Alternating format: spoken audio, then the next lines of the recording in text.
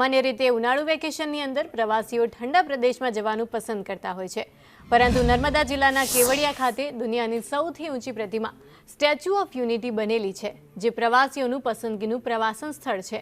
અહીંયા પ્રવાસીઓ માટે ઉનાળામાં પણ ખૂબ જ સારી વ્યવસ્થાઓ કરવામાં આવી છે, જેમ કે પ્રવાસીઓ જે જગ્યા ઉપરથી પસાર થાય છે, સ્ટેચ્યુ ઓફ યુનિટી જોવા માટે વોકવે છે, ત્યાં આગળ સ્પ્રિંકલ મૂકવામાં આવ્યા છે।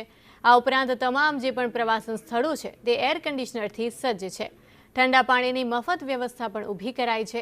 તદુપરાંત જે બસો પણ ચાલે છે તેમાં પણ એસીની વ્યવસ્થાઓ કરવામાં આવી છે। પ્રવાસીઓ ખૂબ બહોળી સંખ્યામાં સ્ટેચ્યુ અને તેની આસપાસે જે બધા એટ્રેક્શન્સ ડેવલપ કરવામાં આવ્યા છે, જેમાં ખાસ જંગલ safari, glow garden, valley of flowers, આરોગ્ય વન, તેના તરફ ખૂબ આકર્ષિત થઈ રહ્યા છે। ગાઈડેડ ટૂર્સ, પ્રવાસીઓની બસીસનો પણ ખૂબ સારો ઇન્ફ્લો આ વખતે છે।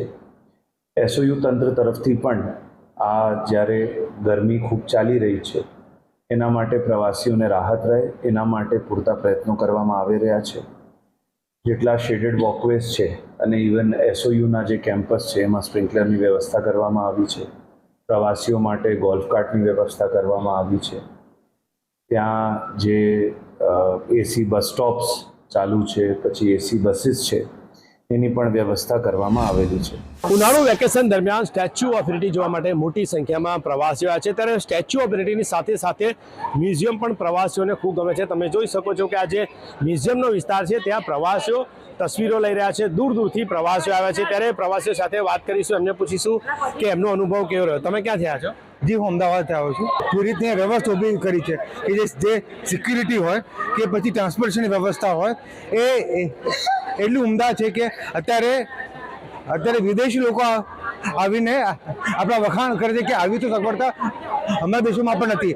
આ મારી બીજી વાર છે અને આઈ હોપ કે હું અહીંયા વારંવાર આવું અને અમારા દેશનો પ્રચાર કરું। વ્યવસ્થા બહુ જ સરસ છે અને સિક્યોરિટી પોઈન્ટ ઓફ વ્યૂ પણ બધું બહુ સરસ છે। અરેન્જમેન્ટ બહુ સરસ છે। पर्सन वाइज पर्सन अंदर एंट्री है जो कि बहुत सरस व्यवस्था करी रखी है। बहुत अच्छा, ये प्राउड मोमेंट है हमारे लिए कि नरेंद्र मोदी जी ने इतना बड़ा काम करवाया है। हम वर्ल्ड में फेमस हो गए, सिर्फ इंडिया में नहीं वर्ल्ड में फेमस हो गए। और पहले ऐसे होता था राजा बनाते थे, महल बनाते थे, हम नेचुरल रिसोर्सेज देख लेते हैं, बट आज के टाइम के आज के राजा ने जो ये चीज़ बनाई है ये सदियों तक याद रखी जाएगी। काफ़ी होती है, यहाँ भी है, राजस्थान से कम है।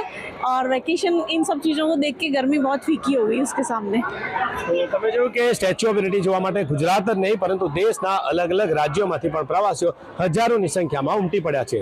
નરેન્દ્ર પેપરવાલા, સંદેશ ન્યૂઝ, નર્મદા।